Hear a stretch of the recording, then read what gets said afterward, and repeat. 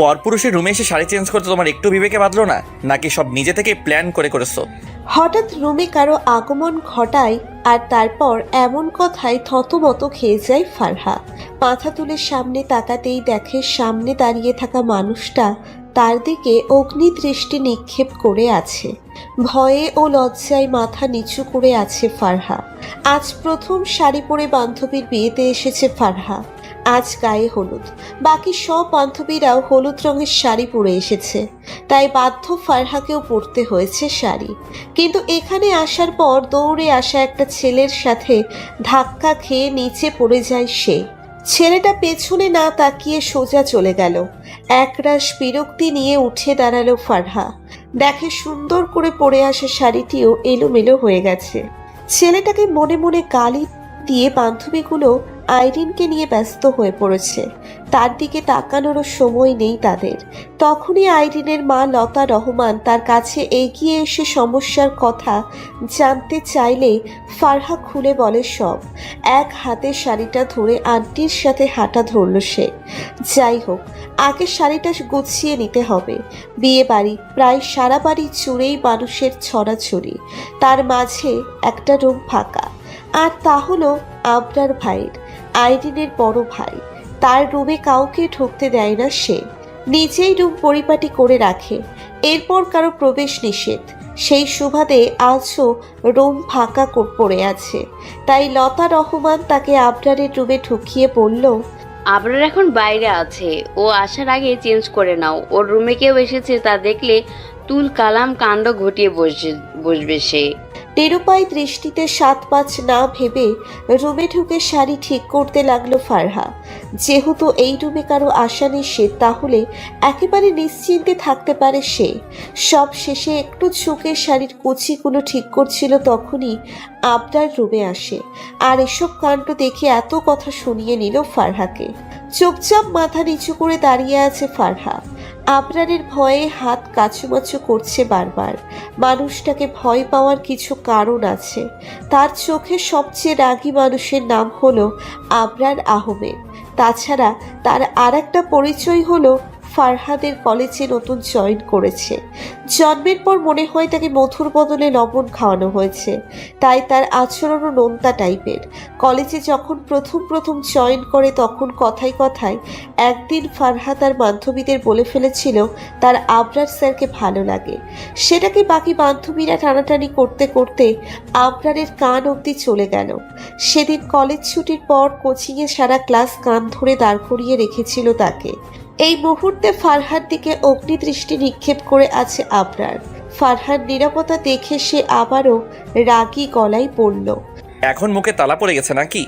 এমন ভাব ধরলে মনে হচ্ছে কিছুই জানো না, মানে আমাকে আকৃষ্ট করতে। আর কত নিচে নামবে তুমি?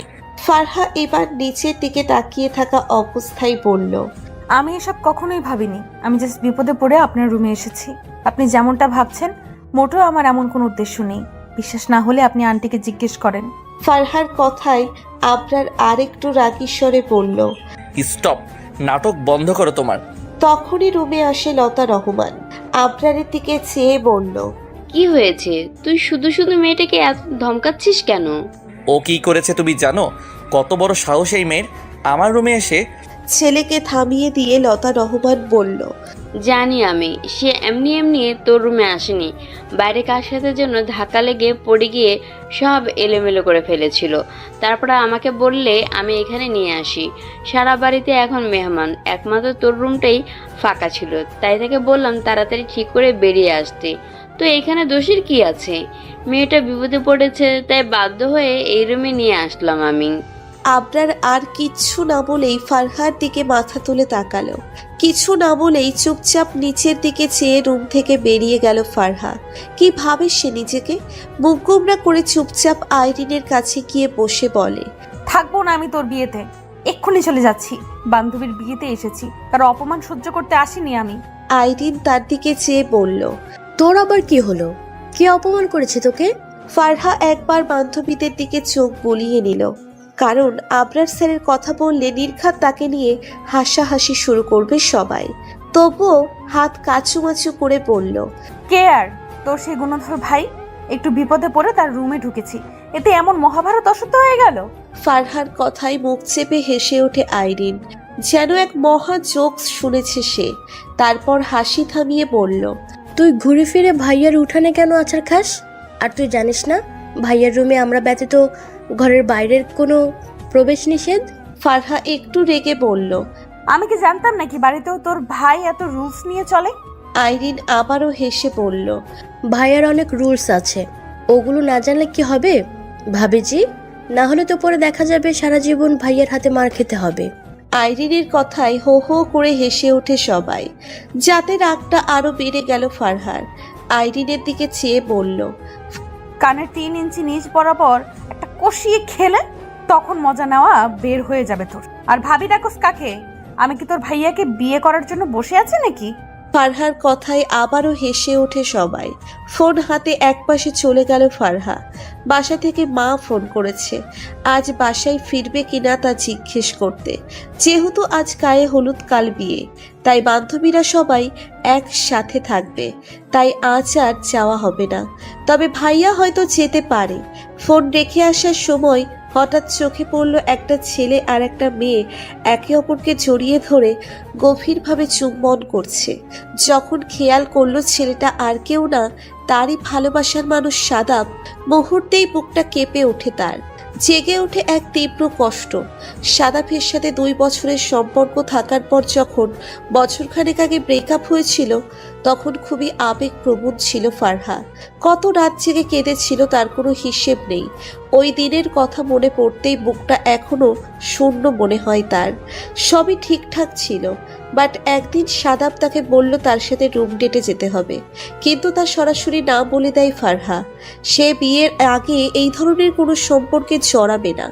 আর ওই দিনই সাদাব একটা কথা বলল, হয়তো তার কথা মেনে নিবে, নয়তো ব্রেকআপ।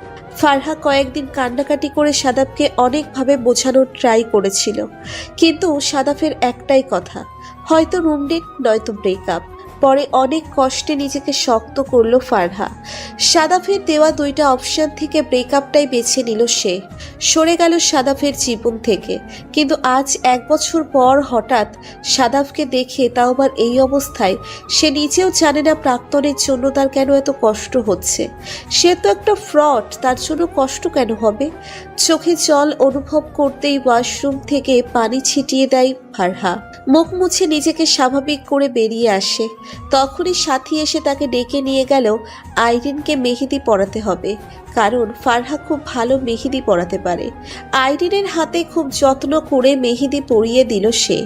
তখনই পাশে এসে দাঁড়ায় আবরার। আইরিনের মেহেদি পরা হাতের দিকে তাকিয়ে রইল। আইরিন একটু হেসে বলল, দাঁড়িয়ে আছো কেন ভাইয়া? আমার পাশে বসো।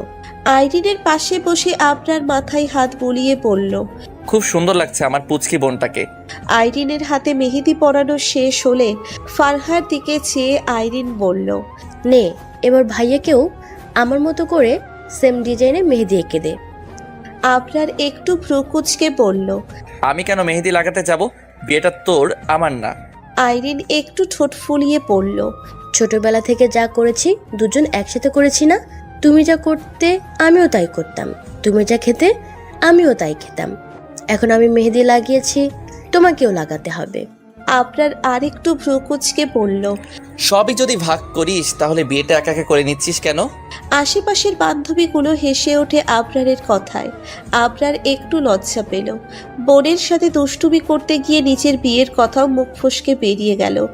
আশেপাশের হাস্যকর পরিবেশ দেখে রাগী দৃষ্টিতে তাকায় আবরার। মেয়েগুলো চুপ হয়ে যায়। কথা ঘোরাতে আবরার বলল, আচ্ছা ঠিক আছে, বোনের ইচ্ছে পূরণে আমিও মেহেদি লাগাতে রাজি। বলেই হাতটা একটু সামনে বাড়িয়ে দেয় আবরার। মনে মনে আইরিনের গোষ্ঠী উদ্ধার করে ফেলছে ফারহা। একটু আগে এত কথা শুনে এই লোকটার হাতে মেহেদি পরানোর বিন্দু মাত্র ইচ্ছা নেই তার। আর এমনিতে এই লোকটাকে দেখলে ভয়ে বুকটা ধুকধুক করে। আর ওই আইরিন শাকচুন্নি কত সুন্দর বুঝিয়ে বসিয়ে দিল মেহেদি পরাতে। এত ঠেকা পড়ছে নাকি আমার? ফারহাকে একটু আগে করা অপমান যেন মুহূর্তেই ভুলে গেল আবরার। মেহেদি পরানোর জন্য হাত বাড়িয়ে দিল ফারহার দিকে, কিন্তু ফারহা ভুলেনি কিছুই। মুখ ঘুরিয়ে অন্যদিকে তাকিয়ে রইল। আইরিন ফারহার কাঁধে আলতো ধাক্কা দিয়ে বলল, কিরে, কোন ধ্যানে আছিস? সেম আমার ডিজাইনটা ভাইয়াকেও এঁকে দিবি। নিরুপায় হয়ে মনে মনে আইরিনের গোষ্ঠী উদ্ধার করতে করতেই এক হাতে আবরারের হাতটা ধরে অন্য হাতে মেহেদি আঁকা শুরু করলো ফারহা। আঁকার সময় আইরিন তাদের দিকে এক দৃষ্টিতে তাকিয়ে থেকে বলে, খুব মানাবে দুজনকে। ফারহা মাথা তুলে আইরিনের দিকে চোখ বড় বড় করে তাকায়। মা নির্ঝর যেইটুকু আছে ওটাও খাবে নাকি এই মেয়ে? ফারহার এমন লোক দেখে আইরিন হেসে পড়ল। আরে আমি তো ভাইয়ার আর আমার দুজনের মেহেদির ডিজাইনের কথা বলছি। খুব মানাবে ভাইয়ার আর আমার মেহেদি ডিজাইন। ফারহা নিজের বোকামিতে একটু লজ্জা পেলেও তা প্রকাশ করলো না, চুপচাপ বলল, ও ফারহার ভাই ফারদিন। ফারহার আর সে একসাথে এসেছিল। ফারদিনকে সন্ধ্যা থেকে দেখা গেলেও এখন রাতে হলুদ লাগানোর মুহূর্তে কোথাও সে নেই। ফারহা এদিক সেদিক খুঁজে ফারদিনকে না পেয়ে ফোন দিল। দুইবার রিং হতেই ফোন রিসিভ করে ফারদিন। ফারহা বলে ওঠে, সবাই এখানে তোমাকে খুঁজছে। আর তুমি কোথায় গেলে ভাইয়া? আর আবরার ভাইয়া ফোন দিচ্ছে, তুমি ফোন ধরছো না কেন? ওপাশ থেকে শান্ত গলায় উত্তর এলো, ভালো লাগছে না রে ফারু, তাই বাসায় চলে যাচ্ছি। মানে কি তুমি বাড়ি চলে গেলে? ভালো লাগছিল না, তাই কাউকে বলে আসার ধৈর্য পাইনি। তোরা এনজয় কর, আমার ভালো লাগছে না, ঘুমাবো, বাই। ফারদিনের কথার আগা মাথা কিছুই বুঝল না ফারহা। ফোন রেখে আইরিনের কাছে এসে দেখে সবাই আইরিনকে হলুদ লাগাচ্ছে। ফারহা গিয়ে লাগাতেই আইরিনও তাকে লাগিয়ে দিল। ফারহা একটু অবাক হয়ে বলল, আমাকে লাগাচ্ছিস কেন? পাশ থেকে সাথী বলল, হলুদ লাগিয়ে দিলে তাড়াতাড়ি বিয়ে হয়। আইরিন তো আবরার স্যারকেও হলুদ লাগিয়ে দিয়েছে। ফারহা একটু অবাক হয়ে বলল। এসব কি আইরিন? আইরিন একটু হেসে বলল, তেমন কিছু না, তোর আর ভাইয়ার বিয়েটা যেন তাড়াতাড়ি হয়ে যায়, হিহি। ফারহা লাফ দেওয়া কথার মতো বলে উঠল, জীবনেও তোর ভাইয়ের মতো ঘাট তারাকে আমি তো দূরে থাক, জীবনে কোনো মেয়ে বিয়ে করবে না। তখনই সাথীর ইশারায় ফারহা পেছন ফিরে আবরারকে দেখে একটা শুকনো ঢোক নিল। সারা মুখে হলুদ, মাথায় নাজেহাল অবস্থা। ভেতরে গিয়ে ওয়াশরুমে মুখ ধুয়ে নিল ফারহা। বের হতেই ওয়াশরুমের সামনে সাদাবকে দেখে থমকে যায় সে। পাশ কাটিয়ে চলে আসতে চাইলে সাদাব দেয়ালে এক হাত দিয়ে পথ আটকে দাঁড়ায়। ফারহা একটু রাগী লুক দিয়ে বলে, পথ ছাড়ুন আমার। সাদাব বলল। ফারহার অস্বস্তি লাগছে খুব, বিরক্তি নিয়ে বলল, ভালো, পথ ছাড়ুন আমার। সাদাব আরো ভালো করে আটকিয়ে বলল। এর আগে ফারহার শরীর কাঁপছে, তবুও নিজেকে শান্ত করার চেষ্টা করে বলল, আমি চাইনি, আপনি বাধ্য করেছেন আমায়। আপনার ভালোবাসাও কতটা শুদ্ধ ছিল তা তো তখনই প্রমাণ করে দিয়েছেন। আর এই বিষয়ে আমি কোনো কথা বলতে ইচ্ছুক নই। বলেই সাদাফের হাত ধাক্কা দিয়ে সরিয়ে দিয়ে সেখান থেকে হাঁটা ধরে ফারহা। সাদাব সোজা হয়ে দাঁড়িয়ে তাকিয়ে থাকে ফারহার চলে যাওয়ার দিকে।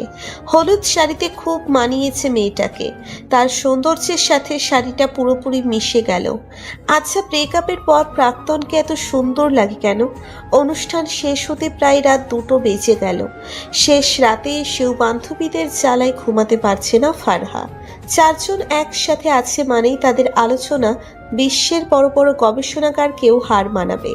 উপায় না পেয়ে ফারহা একটা বালিশ নিয়ে সোফায় গিয়ে শুয়ে পড়ল। এবার একটু ঘুমাতে পারলেই হয়। সকালে ঘুম কাতর চোখে হাত দিয়ে চোখ কচলাচ্ছে ফারহা।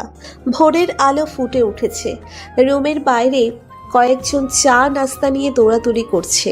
বাকিরা হয়তো এখনো ঘুম থেকে ওঠেনি। আইরিন, সাথী, সুমাইয়া সবাই এখনো ঘুমুচ্ছে। 3 জন মিলে সারা রাত রুমটা একবার উল্টো করেছে আর একবার পাল্টা করেছে। এমন অবস্থা করেছিল 3 জন মিলে। শেষ রাতে ঘুমিয়ে এখন মরার মতো পড়ে আছে। ফারহা আরো কিছুক্ষণ চোখ বন্ধ করে রইল। না, ঘুম আসছে না আর।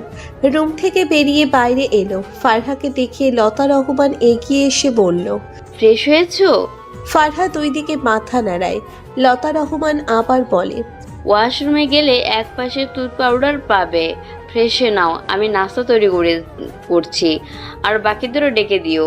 ফারহা লক্ষ্মী মেয়ের মতো ঘুমো ঘুমো চোখে একপাশে মাথা কাত করে হ্যাঁ সূচক সম্মতি জানালো। শাকচুনিগুলো যেই মনার মতো ঘুমোচ্ছে, মনে হয় না ডাকলে উঠবে এখন। তাই ফারহা হাঁটতে হাঁটতে ছাদে চলে গেল। দেখে আবরার আগে থেকেই ছাদে হাঁটাহাঁটি করছে। আবরারকে দেখে নেমে যাওয়ার জন্য পা বাড়াতেই ডাক দেয় আবরার। ফারহা দাঁড়িয়ে পেছন ফিরে তাকালো। আবরার তার কাছে এসে শান্তভাবে বলল। সরি।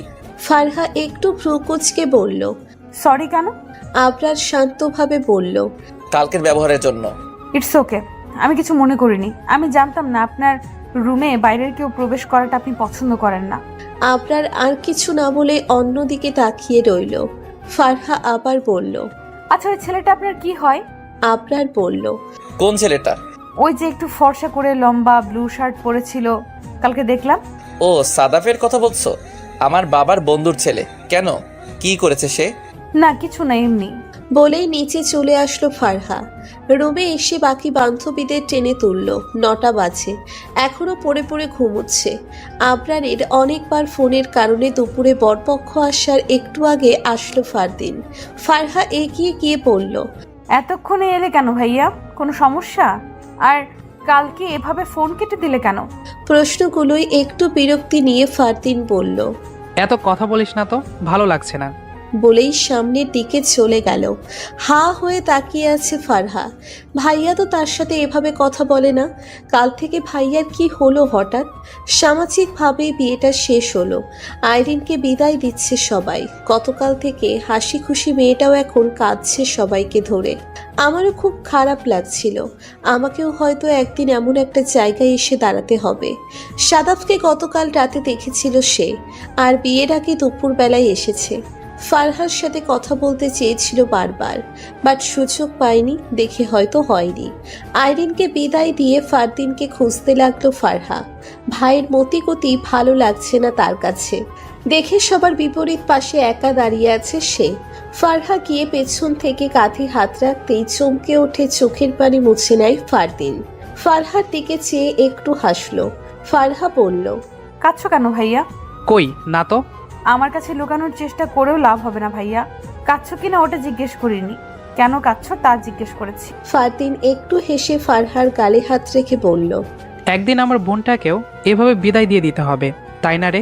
ফারহা ভালোই বুঝতে পারছে কিছু একটা গন্ডগোল আছে, কারণ ফারদিন এত সহজে কান্না করার মানুষ না। তবুও এই মুহূর্তে ফারদিনকে কিছু বলাটা ঠিক মনে করছে না সে। তখনই আবরার তাদের পাশে গিয়ে দাঁড়ায়। বাকিরা আইরিনকে বিদায় দিয়ে সবাই বাড়ির দিকে হাঁটা ধরল। আবার কেউ গেটের কাছে দাঁড়িয়ে এখনো তাকিয়ে আছে। আবরারের সামনে ফারদিন সম্পূর্ণই স্বাভাবিক, যেন কিছুই হয়নি তার। আবরারের কাঁধে হাত রেখে বলল।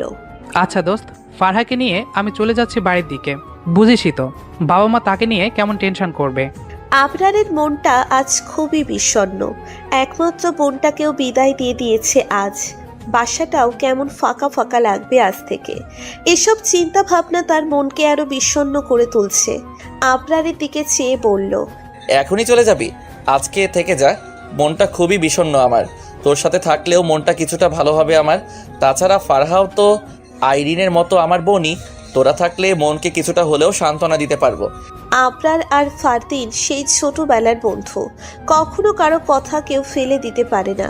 কিন্তু আজ এখানে একটুও মন টিকছে না ফারদিনের। অস্থির লাগছে খুব তাকে।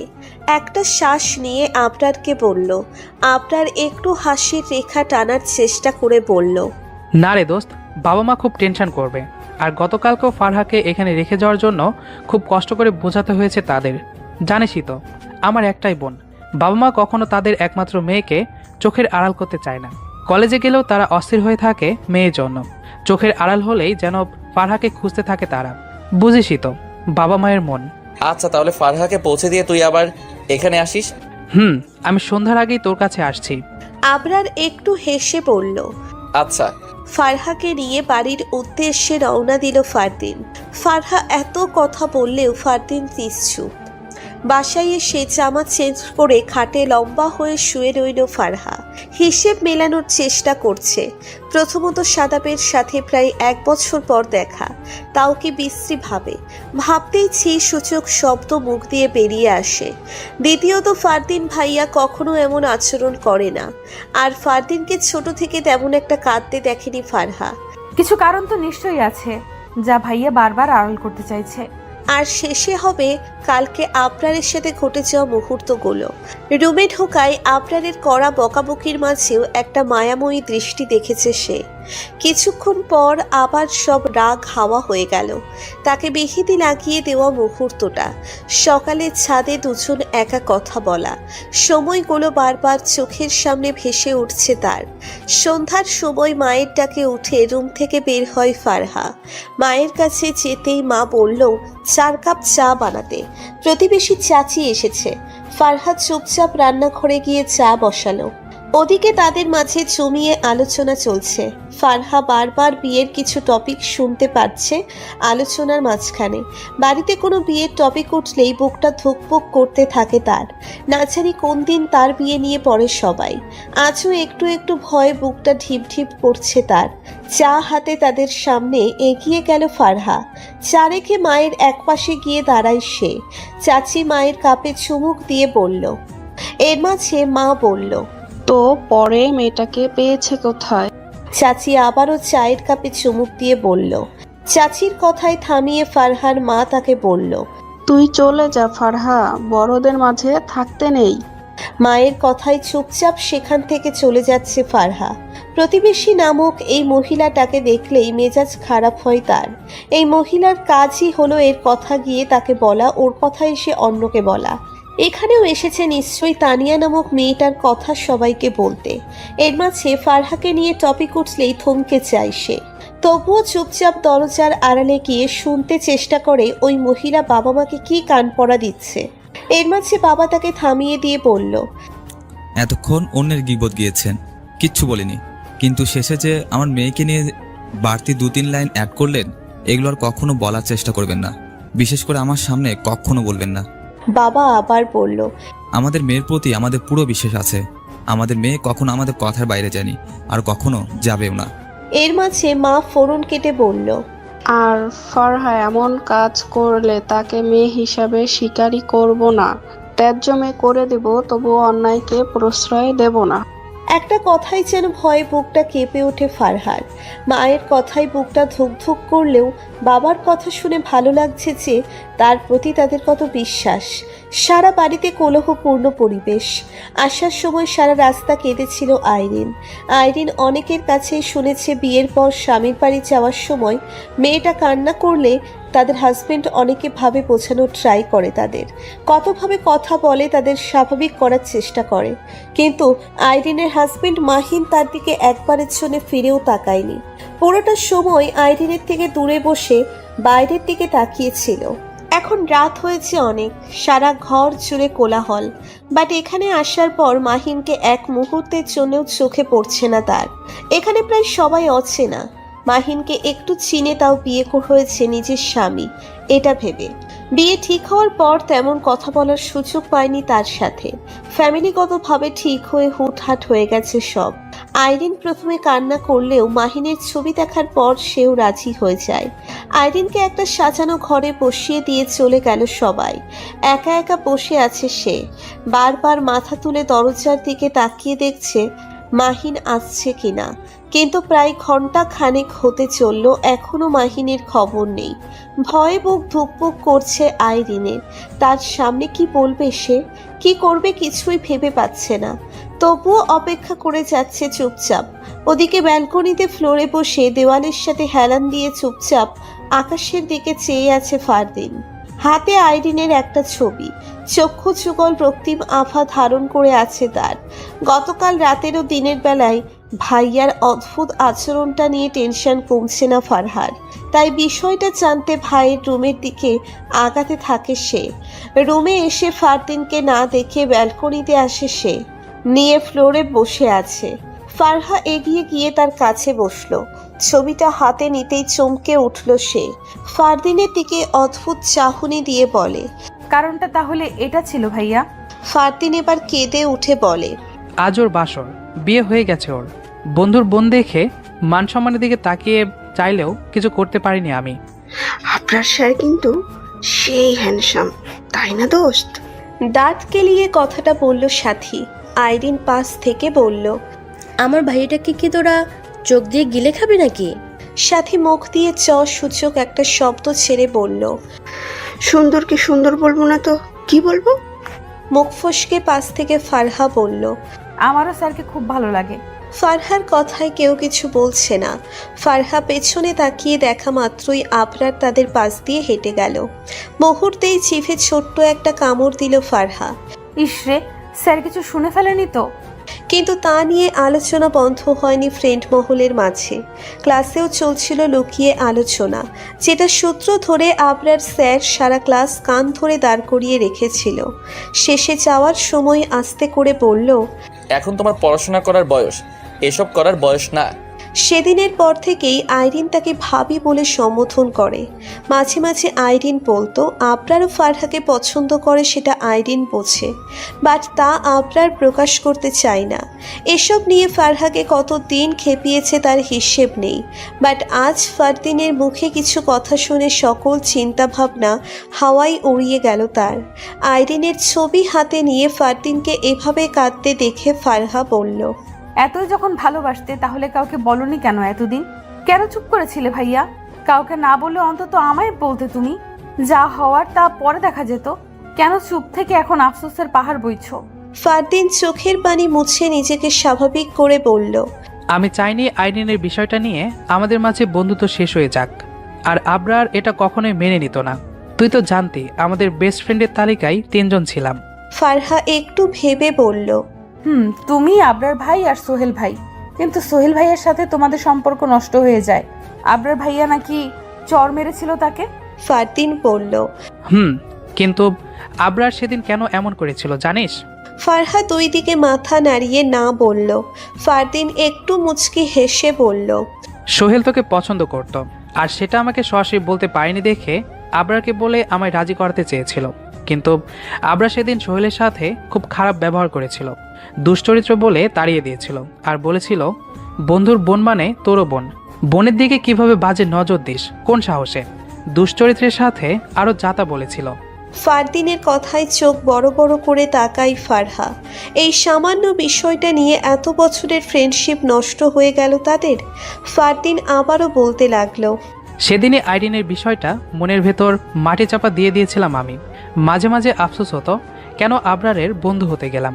আবার এটা ভেবেও নিজেকে সান্ত্বনা দিতাম, তার মতো বন্ধু পাওয়াও তো ভাগ্যের ব্যাপার। মাঝে মাঝে মনে হয় আমরা বন্ধু না, যেন 2 ভাই। হালকা ভয়েই যেমন ফারহার বুকের ভেতর ঢিপ ঢিপ শব্দ তৈরি করে, তেমন আজও বুকের ভেতরটাই টিপ টিপ করতে শুরু করলো। এত কাহিনী আগে জানলে কখনো আবরারের প্রতি তার এত ফিলিংস কাজ করতো না। তাহলে তারও কি এখন উচিত আবরারের জন্য তৈরি হওয়া বিন্দু বিন্দু ফিলিংসগুলো একটা একটা করে চাপা দেওয়া শুরু করা? এর মাঝে ফারদিনের কথায় ধ্যান ভাঙে ফারহার। ফারদিন খুব করুণ গলায় বলল, কথাগুলো কাউকে বলবি না প্লিজ, কারণ এসব কথা জানাজানি হয়ে গেলে আরিয়ানের সংসারে অশান্তি তৈরি হতে পারে। আমি চাই না আমার কারণে তার শান্তি নষ্ট হয়ে যাক। সে সারা জীবন সুখে থাকুক, এটাই আমার চাওয়া। রাত ধীরে ধীরে গভীর হতে লাগলো, আর এদিকে সেই অনেকক্ষণ ধরে মাহিনের জন্য অপেক্ষা করছে আইরিন। চারপাশের কাঁচা ফুলের সুবাস ভেসে উঠছে, আর এদিকে ভয়ে বুকটা ধুকপুক করছে আইরিনের। এরপর কি হবে ভাবতে ভাবতে মাথায় ভর করে আছে নানান দুশ্চিন্তা। ভাবতে ভাবতে দরজায় আওয়াজ পেতেই নড়ে চড়ে বসে সে। মাহিন এসেছে রুমে। সুদর্শন দেখতে পারফেক্ট একটা মানুষ তার চোখে, তাই তো ছবি দেখেই বিয়েতে রাজি হয়ে গিয়েছিল। যদিও মেয়েকে এখন বিয়ে দিতে চায়নি আইরিনের বাবা মা, তবে ছেলে ও ছেলের কোয়ালিফিকেশন আর ছেলের কেরিয়ার দেখে প্রস্তাব ফিরিয়ে দেয়নি তারা। চাকরির সুবাদে 6 মাসের জন্য আমেরিকা পাড়ি দেবে সে। এই তো 10-12 দিন পরই ফ্লাইট, তাই তাড়াহুড়ো করে মাহিনকে বিয়েটা করিয়ে দিল তার ফ্যামিলি। রুমে এসে খাটের পাশে এসে দাঁড়ায় সে। আইরিন মাথা নিচু করে বসে আছে। মাহিন হাত ঘড়ি খুলতে খুলতে বলল, কয়েকটা কথা বলবো, মন দিয়ে শুনেন।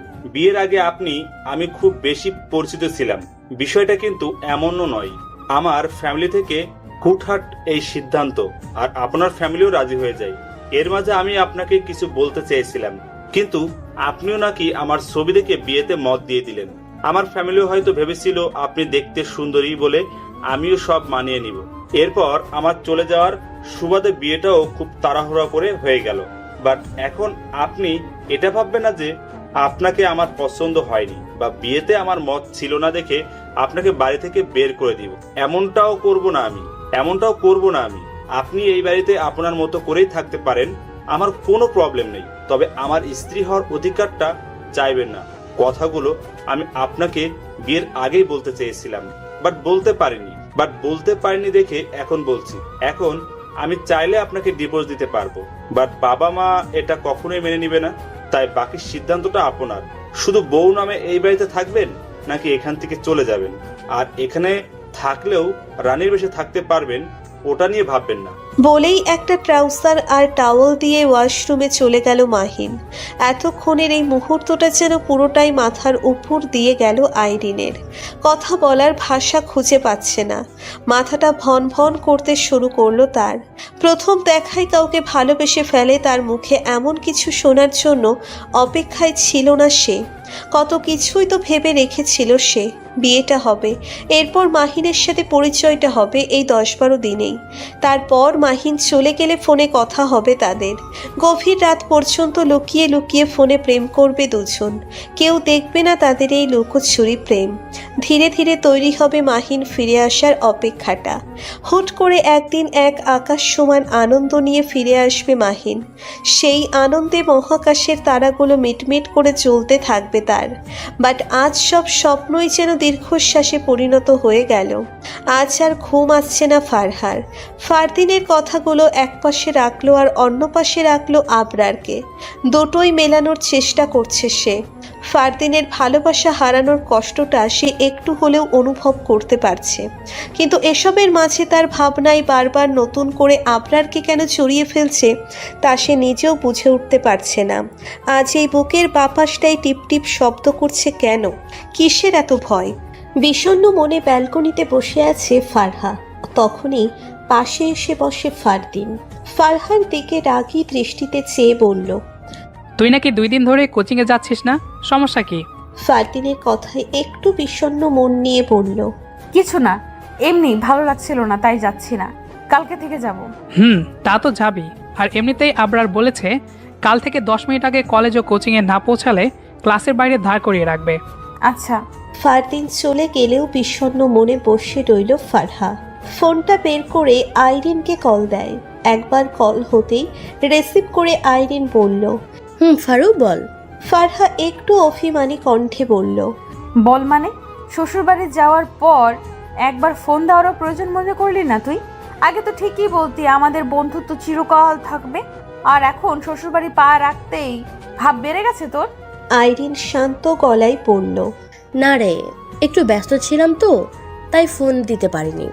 আইরিনের কণ্ঠ একটু গম্ভীর দেখে ফারহা বলল, কি হয়েছে তোর, এভাবে কথা বলছিস কেন?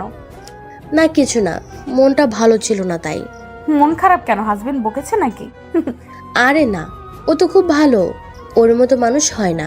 আমি মনে কষ্ট পাবো বলে একটা ধমকও দেয় না। বলেই একটা শ্বাস নিল আইরিন। ফারহা বলল, আচ্ছা, কালকে থেকে কলেজে যাবি? না রে, আরো 2-1 দিন যাওয়া হবে না, তুই একাই যাস। কোচিংয়েও যাওয়া হয় না, কাল থেকে না গেলেও তোর ভাই নাকি ক্লাসের বাইরে দাঁড় করিয়ে রাখবে। আইরিন একটু হাসার চেষ্টা করে বলল, বিয়ের আগেই এত অত্যাচার শুরু করেছে আমার ভাবিটার উপর। চুপ, একদম বাজে বকবি না। তোর ভাই আমারও ভাই, তাই ভাই ইজ ভাই, অন্য কিছু নাই। থাক, ঢং করা বাদ দে, জানি না আমি। চুপ কর তো, ফোন রাখ। ফোন রাখার পর রুম থেকে মায়ের ডাক কানে ভেসে আসলো। পরদিন সকালের নাস্তা সেরে কলেজে যাওয়ার জন্য রেডি হচ্ছে ফারহা। কাঁধে ব্যাগ নিয়ে বেরিয়ে পড়ল সে। রাস্তার পাশ ধরে হাঁটছে, একটা খালি রিকশাও চোখে পড়ছে না। হঠাৎ পেছন থেকে ফারহা বলে কারো ডাক শুনতেই থমকে পেছন ফিরে তাকায় সে। দেখে সোহেল ভাই দৌড়ে তার সামনে এসে হাঁপাতে লাগলো। তারপর সোজা হয়ে দাঁড়িয়ে বলল, যদিও তার সাথে ফারহা কথা বলতে ইচ্ছুক নয়, তবুও ভদ্রতার খাতিরে বলল, জি ভালো, আপনি কেমন আছেন? খেয়াল করিনি, সরি। আপনার আনন্দে আমি কেন আনন্দিত হব? আর হ্যাঁ, আসি, সময় নেই আমার। এমনিতেও আজ রাস্তায় খালি রিক্সাও পাচ্ছে না, তার উপর ওর সাথে বক বক করে অনেকটা সময় নষ্ট হলো। হাত ঘড়ির দিকে তাকিয়ে দেখে 8:55 বাজে, আর ওইদিকে 9টায় ক্লাস। আর আজ মঙ্গলবার, প্রথম ক্লাস ওই খাটাসটার। লেট হলেই ক্লাসের মঙ্গল উদ্ধার করে ছাড়বে। কলেজে গেট দিয়ে প্রবেশ করতেই দেখে 9:03 বাজে। ক্লাস শুরু হয়ে গেছে অলরেডি। সব স্টুডেন্ট ক্লাসরুমে চলে গেছে। ভয়ে দোয়া দরুদ পড়তে পড়তে ক্লাসরুমের দিকে চলে গেল সে। যেতে যেতে সব মিলিয়ে অলরেডি ক্লাসের 5 মিনিট লেট। দরজার সামনে দাঁড়িয়েই ফারহা বলল, may I come in sir? ভেতর থেকে করা জবাব, no, stand out side the door. Sorry sir, আর এমনটা হবে না, আসলে গাড়ি পেতে লেট হয়ে গেছে। No excuse. একরাশ বিরক্তি নিয়ে ক্লাসের বাইরে দাঁড়িয়ে আছে ফারহা। সোহেলকে মনে মনে ইচ্ছে মতো গালি দিচ্ছে সে। ওর কারণেই একটা গাড়ি মিস করেছিল তখন। অবশেষে পাক্কা 10 মিনিট পর ক্লাসে প্রবেশ করার অনুমতি পেল সে। কি ভাবিজি, শুনলাম আজ নাকি ক্লাসের বাইরে দাঁড় করে রেখেছিল তোমাকে। আমার ভাইটা পারেও বটে।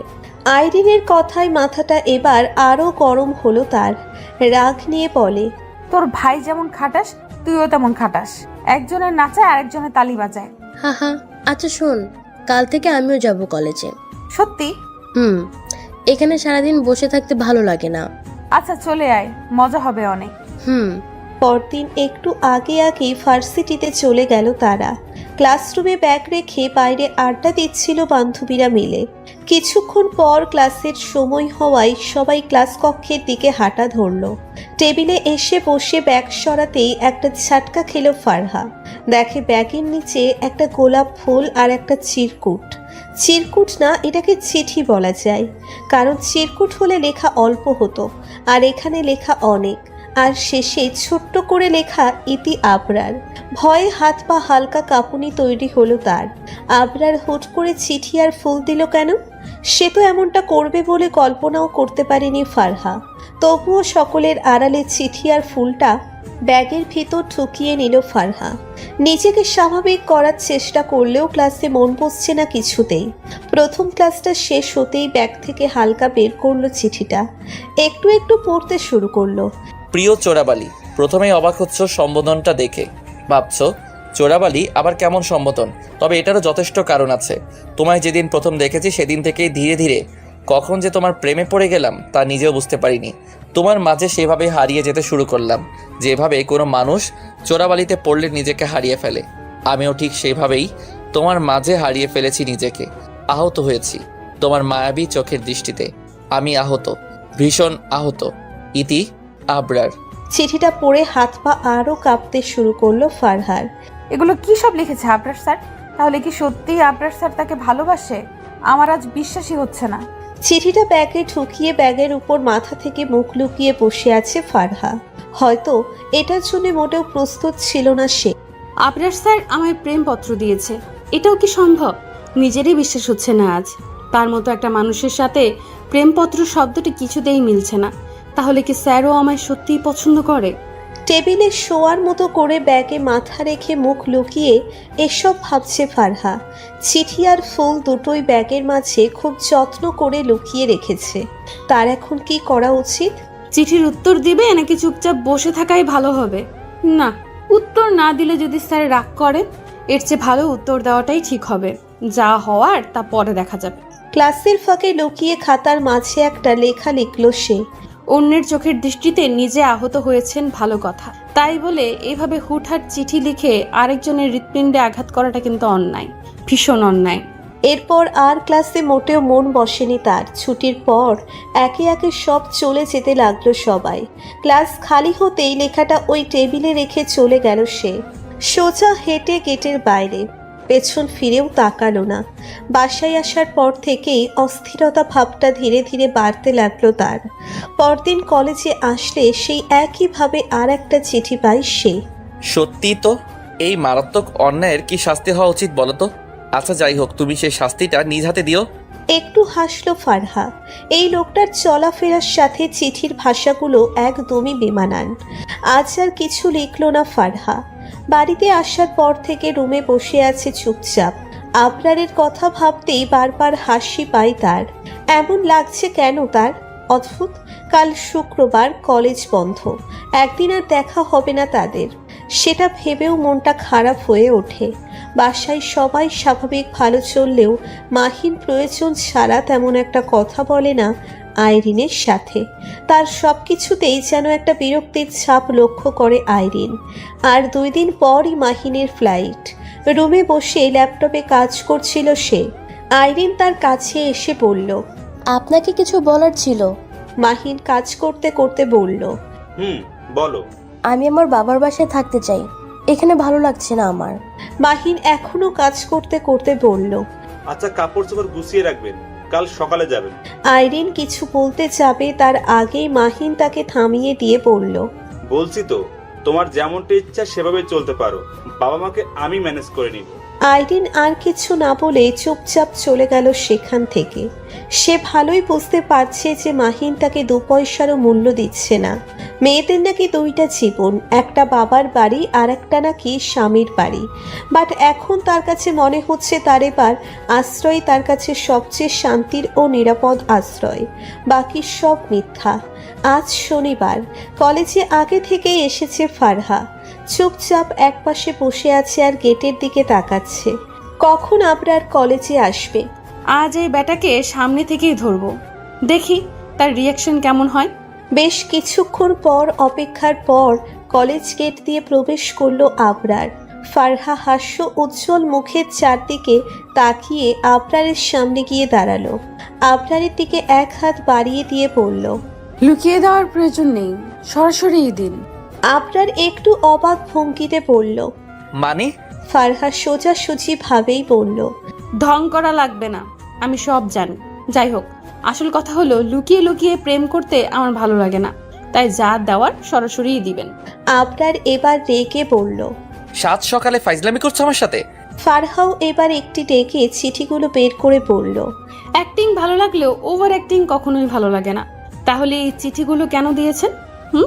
আবরার এবার একটু স্বাভাবিক হয়ে চিঠিগুলো হাতে নিয়ে চোখ বুলাতে লাগলো।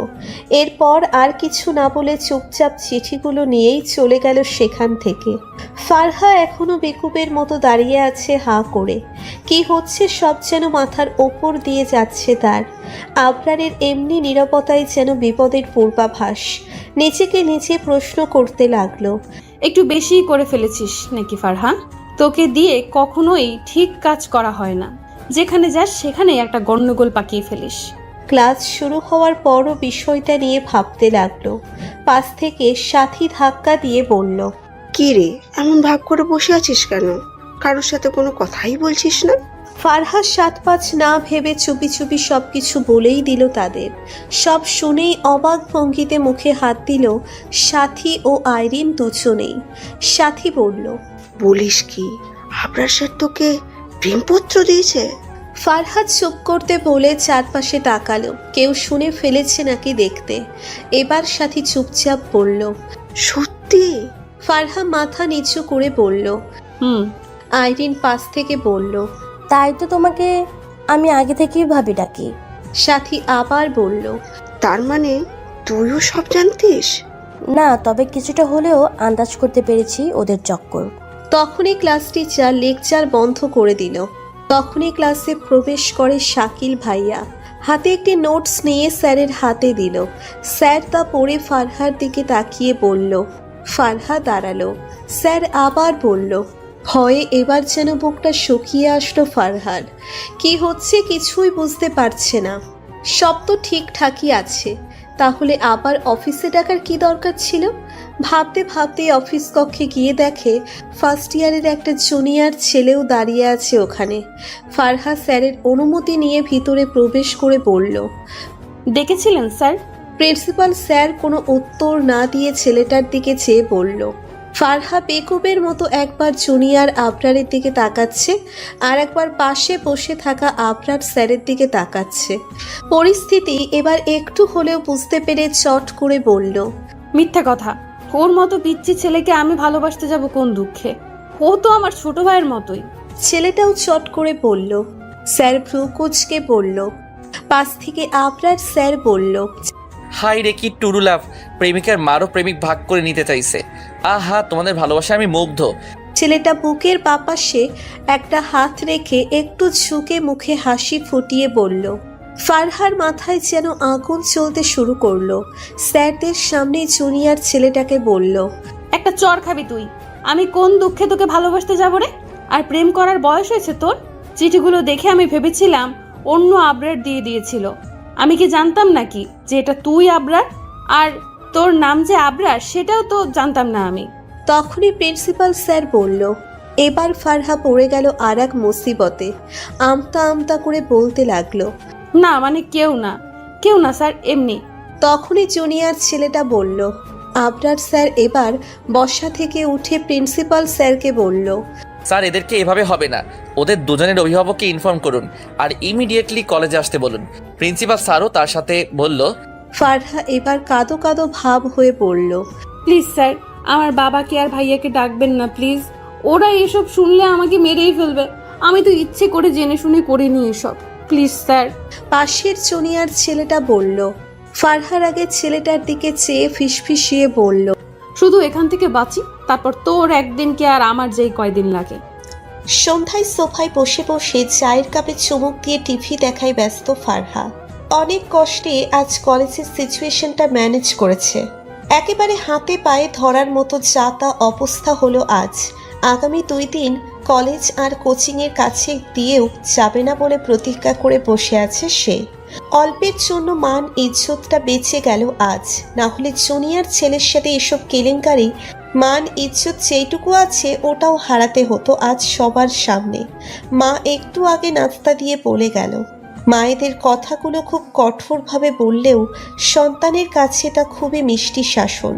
তাই হয়তো মায়ের বকাঝকাগুলো সন্তানরা এক কান দিয়ে নিয়ে অন্য কান দিয়ে বের করে দেয়। ফারহাও তার ব্যতিক্রম নয়। মায়ের কড়া করে বলে যাওয়া কথাটা কানে না নিয়ে টিভির দিকে তাকিয়ে আছে সে। একটু পর ঘরে ফারদিন আসে। সন্ধ্যার পর ফারহাকে টিভির সামনে দেখে কোমরে 2 হাত দিয়ে কিছুক্ষণ দাঁড়িয়ে থাকে সেখানে। এরপর মা সামনে আসতেই বলে, তোমার মেয়ে তো দেখি দিন দিন খুব উন্নতি হচ্ছে মা। মা চায়ের কাপ ও নাস্তার প্লেটটা নিতে নিতে বলে। ফারদিন বলল, আমি বাড়ি কথা বলছি না, কলেজে কথা বলছি। খুব ভালো সুনামে শুনছি তোমার মেয়েকে নিয়ে। ইনশাল্লাহ আমাদের ফারহা খুব শীঘ্রই সফলতার উচ্চ শিখরে পৌঁছে যাবে। ফারদিনের মুখে এটা শুনেই জিভে ছোট্ট করে কামড় কাটে ফারহা। আবরার স্যার এসব কথা ভাইয়াকে বলতে গেল কেন? কত রিকোয়েস্ট করে বেঁচে এসেছি যেন বাড়িতে কেউ এসব না শুনে, কিন্তু স্যার এটা করলো কি? ভাইয়াকে বলেই দিল। তাহলে এত রিকোয়েস্ট সবই বৃথা গেল। তখনই ফারদিন আবার বলে, আজ আবরারের সাথে দেখা হওয়ার পর বলল দিন দিন ফারহার লেখাপড়ার অবনতি ঘটছে। পড়াশোনায় কোনো মন নেই, কোচিংয়ের পড়া তো দিতে পারেই না, হোমওয়ার্ক পর্যন্ত কমপ্লিট করে না। ফারদিনের কথায় এবার একটু স্বস্তির নিঃশ্বাস ফেলে সে। যাক, তাহলে কিছু বলেনি। ফারদিন টিভি অফ করে দিয়ে বলল, যা সোজা গিয়ে পড়তে বস, না হলে এক্সামের পর ডিমগুলো বিক্রি করার জন্য একটা দোকান খুলে বসতে হবে। ফারহা হেসে বলল, গুড আইডিয়া। তবে দোকান খোলার কি দরকার? এগুলো আমরা পাইকারি দরে বেচে দিব। ফারদিন নিরাশ হওয়ার ভঙ্গিতে আবারও কোমরে 2 হাত রেখে ফারহার দিকে তাকায়। আজ সন্ধ্যার পর চলে যাচ্ছে মাহিন। সকালে আইরিনদের বাসায় খবর এসেছে সন্ধ্যায় মাহিন বেরিয়ে যাবে আইরিনকে নিয়ে ওই বাড়ি যেতে। ফোন দিয়ে মাহিনের মা এই কথাটা বলল। আর মাহিনের বাবা নাকি ব্যস্ত, তাই আগে বলতে পারেনি। আর মাহিনকে বলেছিল আইরিনকে নিয়ে যেতে, বাট মাহিন আসেনি।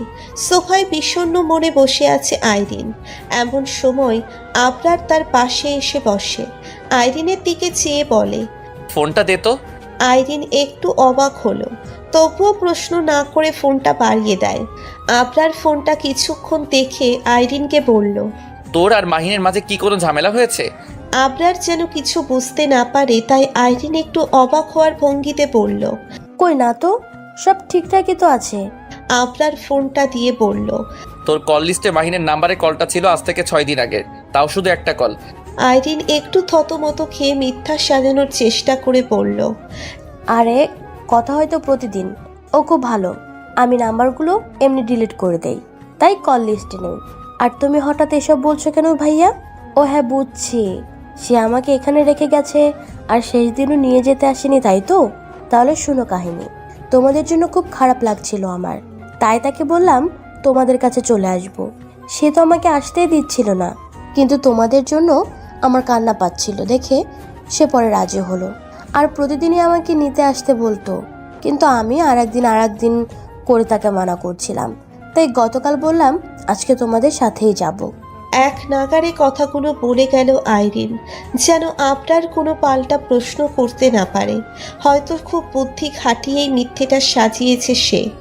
আপনার আর কিছু না বলে কিছু তীক্ষ্ণ দৃষ্টিতে তাকিয়ে সেখান থেকে চুপচাপ চলে গেল। তারপর চোখ বন্ধ করে একটা দীর্ঘশ্বাস নিল আইরিন। দুপুরের আগেই ওই বাড়িতে পৌঁছে যায় তারা। দুপুরে খাওয়া শেষে আইরিনের বাবা আর অন্যান্য আত্মীয়রা সোফায় বসে কথা বলছে, আর আইরিন আছে মহিলাদের কাছে। বাড়িতে কয়েকজন অতিথি আসায় বিয়ে বাড়ির মতো মনে হচ্ছে আজও। বিকেলের পর আইরিন ও মাহিনকে একসাথে আলাদা করে দিল একটা রুমে, নিজেদের মাঝে কিছু কথা বলার জন্য। আইরিন চুপচাপ মাহিনের পিছনে গিয়ে দাঁড়িয়ে মাথা নিচু করে বলল, আজও কথা বলবে না আমার সাথে? কি বলবেন বলুন। আইরিন আবারও নির্লজ্জের মতো বলল, আমাদের এখানে কেন আলাদা করে দিয়েছে সবাই? মাহিন আবারও সোজাসুজিভাবে বলল, সেটা আপনিই জানেন। ওরা বললো আর কেন আপনি ঢুকে পড়ছেন? আইরিন একটু মন খারাপ হলেও চুপচাপ রইল, কারণ সে চায় না যাওয়ার মুহূর্তে কারো মুড নষ্ট করতে। তবুও মাথায় একটা প্রশ্ন সব সময় তাকে খুব ভাবায়, যেটার উত্তর মাহিন চলে গেলে আজ জানা হবে না।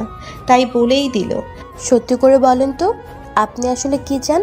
মাহিন আবারও বলল, আমার চাওয়াটা না ভেবে এটা ভাবেন যে আপনার মন কি চাই, আর আমি কি চাই তা সময় হলে বুঝতে পারবেন।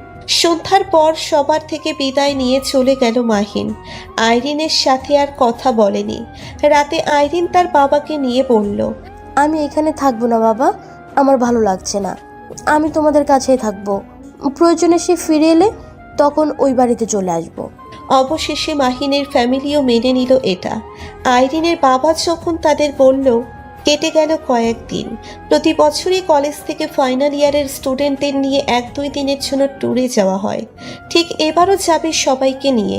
এতে এক্সামের আগে মাইন্ড ফ্রেশ হবে একটু হলেও, আর ঘোরাফেরা করলে মন এমনিতেই ভালো থাকে। ফাইনাল ইয়ারের টোটাল স্টুডেন্ট আছে 543 জন।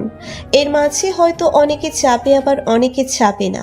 তাই কয়েকদিন আগে থেকে লিস্ট করা শুরু হয়েছে। আজ ক্লাসে আবরার স্যার ট্যুরের কথা বলে গেল, আর লিস্ট করার দায়িত্ব দিল ফাহাদকে। ছেলেটা পলিটিক্স করে, নানান জায়গায় মিছিল মিটিংয়ে সেই পোলাপানদের একসাথে করে। তাই আবরার স্যার টিম ম্যানেজমেন্টের দায়িত্বটা তাকেই দিল, কারণ ছেলেটার মোটামুটি হলেও টিম ম্যানেজ করার অভিজ্ঞতা আছে। আর মেয়েদের মাঝে দিল একজনকে। আবরার স্যার ছেলে মেয়েদের মাঝে ভাগ ভাগ করে টিম লিডার বানিয়ে দিয়ে গিয়েছে। আর সকল স্টুডেন্টের দায়িত্ব আবরার নিজেই নিয়েছে, কারণ সে নিজেও স্টুডেন্ট থাকাকালীন ও বন্ধুদের নিয়ে ট্যুরে যাওয়ার সময় নিজেই সব ম্যানেজ করত। ছুটির পর কোচিং শেষ করে বাসার দিকে রওনা দিল ফারহা, আইরিনের সাথী। বাকি 2 জন ফারহাকে বোঝাতে ব্যস্ত, কারণ ফারহার ধারণা তার ফ্যামিলি কখনোই তাকে কোথাও একা যেতে দিবে না। তাই পাশ থেকে আইরিন বলল, প্রয়োজনে আমি ফারদিন ভাইয়া আর আঙ্কেলকে বুঝিয়ে বলবো, দেখবি তারা না করবে না। হুট করে ফারহা বলল, না, তুই ভাইয়ার সামনে একদম যাবি না, কখনো যাবি না, কোনো দিনও যাবি না। ফারহার কথাই অবাক হয়ে গেল আইরিন ও সাথী দুজনেই। আইরিন অবাক ভঙ্গিতে বলল, কেন যাব না? ফারহা আর কিছু না বলে শান্তভাবে বলল, না কিছু না। আইরিন ও সাথী দুজনেই অবাক হয়ে তাকিয়ে আছে ফারহার দিকে। কথাবার্তা একটু অদ্ভুত হলে অবাক হওয়াটাই স্বাভাবিক। হয়তো এই অদ্ভুত কথার কারণটা জানতে ফারহার দিকে তাকিয়ে আছে দুজন। ওদের এমন আগ্রহ দেখেও আর কথা বাড়ালো না ফারহা। চুপচাপ সামনের দিকে পা বাড়ায় সে। বাসায় এসে শাওয়ার নিয়ে খেয়ে বিছানায় লম্বা হয়ে শুয়ে পড়ল ফারহা। চোখ লেগে এসেছে, তাই বিকালটা শুয়েই কাটিয়ে দিল। সন্ধ্যা হতেই মা এসে ডেকে দেয়, কড়া গলায় বলে, ফারহা 2 হাত মেয়ে হাই তুলতে তুলতে পড়ল, মেয়ে নামাজে এই কথাটা পাত্রপক্ষকে বলার জন্য নামাজ পড়লে কি তা কবুল হবে মা? তার মা আর কিচ্ছু বলল না, হয়তো নিজের কথার বোকামি বুঝতে পেরেছে। যাওয়ার সময় বলল, সন্ধ্যার পর থেকে ফারহা পড়ার ফাঁকে বারবার উকি দিয়ে দেখছে ফারদিন বাসায় ফিরেছে কিনা, কারণ বাবা মাকে ট্যুরের কথা বললে তারা হয়তো রাজি হবে না। তাই ভাইয়াকে দিয়ে কোনোভাবে একটু ম্যানেজ করার বুদ্ধিটাই বেছে নিল সে। কিছুক্ষণ পর ফারদিন বাসায় আসলো। ফারহা ভাব নিচ্ছে ফারদিনের কাছে গিয়ে কিভাবে কথাগুলো শুরু করবে। যাই হোক, আগে ভাইয়াকে রাজি করাতে পারলেই সে বাবা মাকে রাজি করিয়ে নেবে। কিছুক্ষণ পর ফারহা উঠতে যাবে, তখনই ফারদিন একটা প্লেটে কিছু চিপস ভাজা নিয়ে তার পাশে এসে একটা চেয়ার টেনে বসলো। মাস্টারের মতো ফারহার বইটা টেনে নিয়ে বলল, আজ দেখি তোর পড়ালেখার দৌড় কতটুকু, ক্লাস আর কোচিংয়ের পড়া কতটুকু থাকে, আর তুই কতটুকু কমপ্লিট করিস। ক্লাসের সব পড়া কমপ্লিট করে আমার কাছে পড়া দিয়ে তারপর ঘুমাতে যাবি আজকে। ফারহা প্লেট থেকে চিপস নিয়ে খেতে খেতে বলল। ভাইয়া একটা কথা ছিল। ফারদিন বই উল্টে দেখতে দেখতে বলল, বল। তোমাকে সবচেয়ে বেশি ভালোবাসে কে জানো? জানি মা। ফারহা নাক কুচকে বলল, আরে ধুর, মায়ের চেয়েও বেশি আমি ভালোবাসি। অতএব তোমাকে সবচেয়ে বেশি ভালোবাসে তোমার বোন। ফারদিন প্রকুচকে আর চোখে তাকিয়ে বলল, এত ভনিতা না করে মতলবটা কি তা বলে ফেল। তার মানে তুমি বলতে চাইছো আমি শুধু মতলব খুঁজে তোমাকে এসব বলি? ও আচ্ছা, তুমি বলতে চাইছো আমি তোমাকে ভালোবাসি না। ফারদিন তাকে থামিয়ে দিয়ে বলল, হয়েছে, থাম। আমি কি তা বলেছি নাকি? আমি বলছি তুই হয়তো কিছু একটা বলতে চাস, ওটা বলে দে। এবার ফারহা একটু হেসে বলল, কলেজ থেকে ট্যুরে যাব চট্টগ্রামে, বাকি ফ্রেন্ডরাও যাবে। ফারদিন শান্তভাবে বলল, জানি। তারপর? ফারহা সোজা হয়ে বসে বলল, আমিও যাব, প্লিজ তুমি মা বাবাকে ম্যানেজ করে দাও। ফারদিন আবারও বলল, এটাও জানতাম। তারপর? ফারহা একটু রাগী চোখে তাকিয়ে বলল, কি কি তারপর তারপর করছো? তুমি কি আমার কথা শুনতে পারছো? ফারদিন বইয়ের পৃষ্ঠা আর একটা উল্টে বলল, শুনেছি। তারপর? থুর। খাওয়ার সময় ফারদিন গিয়ে টেবিল টেনে বসলো। চারদিকে তাকিয়ে ফারহাকেও ডাক দিল খাওয়ার জন্য। ফারহা হোমওয়ার্ক কমপ্লিট করতে করতে বলল, তোমরা শুরু করো, আমি আসছি। ফারদিন খাবার বেড়ে দেয়। তখন পাশ থেকে তার মা তার বাবাকে বলে, বাবা খেতে খেতে বলে, ছেলে আর্মি অফিসার, দুই ভাই দুটোই একেবারে প্রিন্সের মতো। ছোটটা ইংল্যান্ড গেল পড়াশোনার জন্য, ফ্যামিলিরও অনেক নাম ডাক আছে। তারা কিচ্ছু চায় না, শুধু ফারহাকে চায়। আরও বলল আমাদের কিচ্ছুই করতে হবে না, আমাদের এখানেও কোনো খরচ করতে হবে না, যা যা প্রয়োজন হবে ওগুলো সব তারাই দিবে। ফারহার মা ড্যাব ড্যাব করে তাকিয়ে বলল। ফারহার বাবা খেতে খেতে বলল, এখনো কিছু বলিনি, শুধু বলেছি তোমাদের ও ফারহার মতামত নিয়ে তারপর জানাবো। ফারহার মা বলল। এর মাঝে ফারদিন বলল, এটা কি বলছো মা? বিয়েটা ফারহা করবে, আমরা না। তাই তার মত নেওয়াটা সবচেয়ে বেশি জরুরি। আর বাবা তো ঠিক কাজটাই করেছে, পরে জানাবে বলেছে। তখনই ফারহাও এসে চেয়ার টেনে বসে বলল, কি আলোচনা করছো ভাইয়া? ফারদিন বোনের দিকে চেয়ে বলল, তোর কথাই বলছি। কি যেন ট্যুরের কথা বলছিলি তখন? ওটাই বলছিলাম। মাকে বিষয়টা খাওয়ার আগেই বলেছিল ফারদিন, তাই মা বলল। ফারদিন বলল, একা যাচ্ছে না মা, ওর সাথে তো আবরারও থাকছে। আমি আবরারকে সব বুঝিয়ে বলবো ফারহাকে চোখে চোখে রাখতে।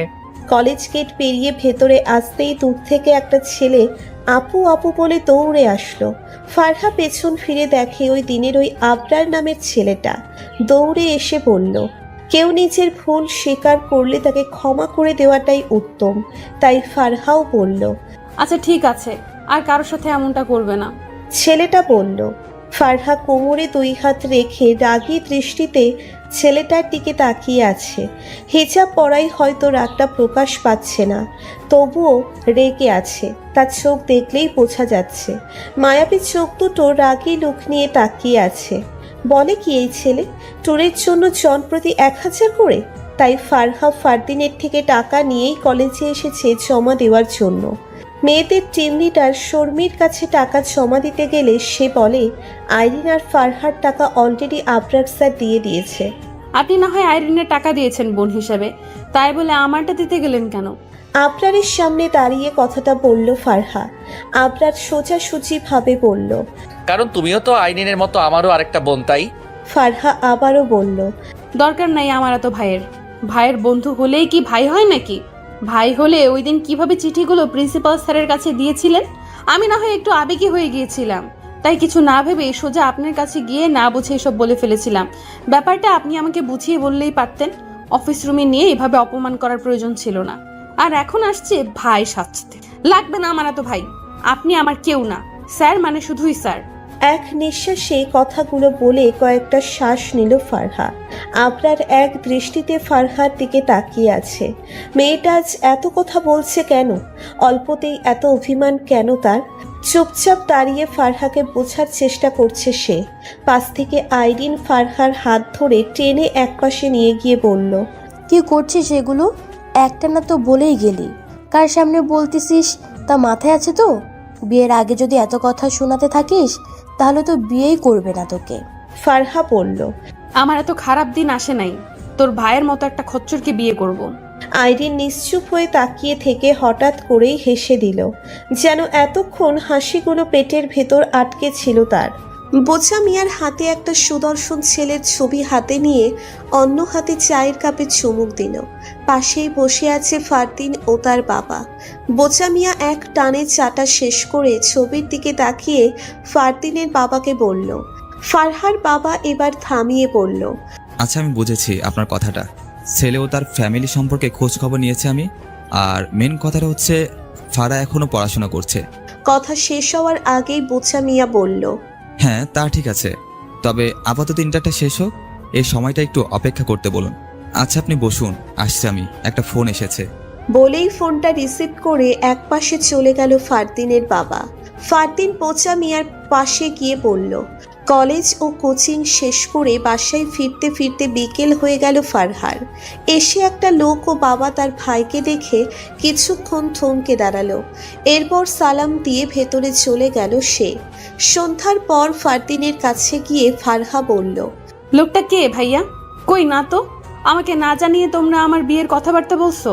তা তো দেখতেই পারছি। মেয়ে বলে কি আমার নিজের মন মতো মত দেওয়ার কোনো অধিকার নেই?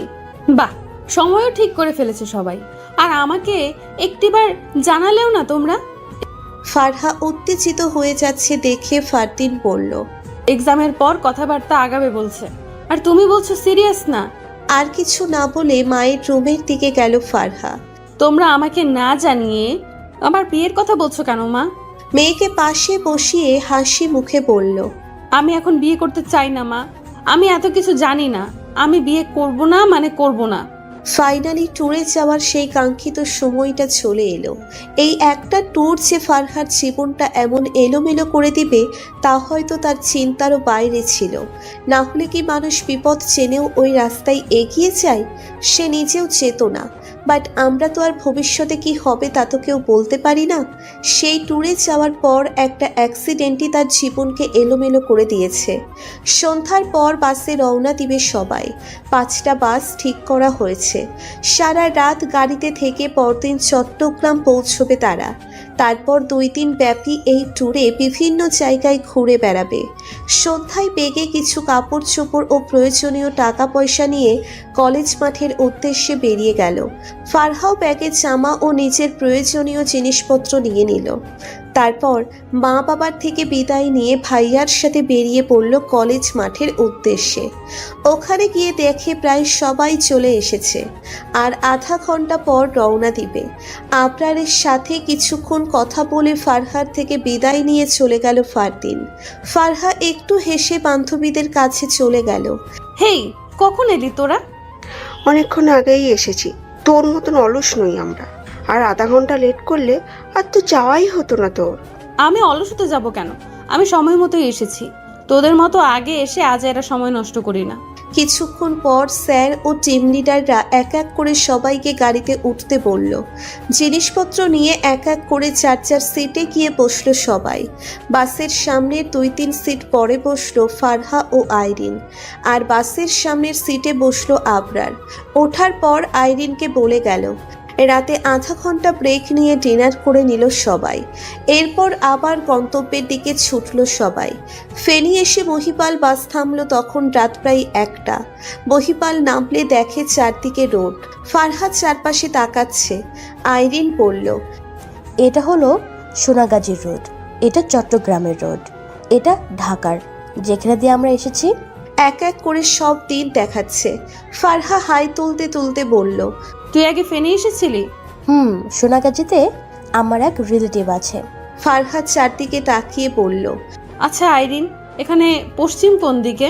পাশে আবরার এসে দাঁড়াতেই হো হো করে হেসে ফেলল। ফারহা কিছু না বলে লজ্জামাখা চেহারা নিয়ে নিচের দিকে তাকিয়ে রইল। কি বা বলবে সে? নতুন কোথাও গেলে যে সে সত্যিই উত্তর দক্ষিণ সঠিকভাবে খুঁজে পায় না। নিজেদের প্রয়োজন শেষ হলে চট্টগ্রামের রোডে ছুটল গাড়ি। রাত তখন গভীর। এতক্ষণ হৈহুল্লার পরে এখন প্রায় সবাই নিশ্চুপ। বাস চলছে নিরিবিলি। হয়তো সবাই ঘুমিয়ে আছে, অথবা কেউ ঘুমানোর ট্রাই করছে। আবরারের ঘুম আসছে না। নিরিবিলি জায়গা ছাড়া কখনো ঘুম আসে না তার। পেছন ফিরতেই দেখে ফারহা ঘুমুচ্ছে বেঘোর হয়ে।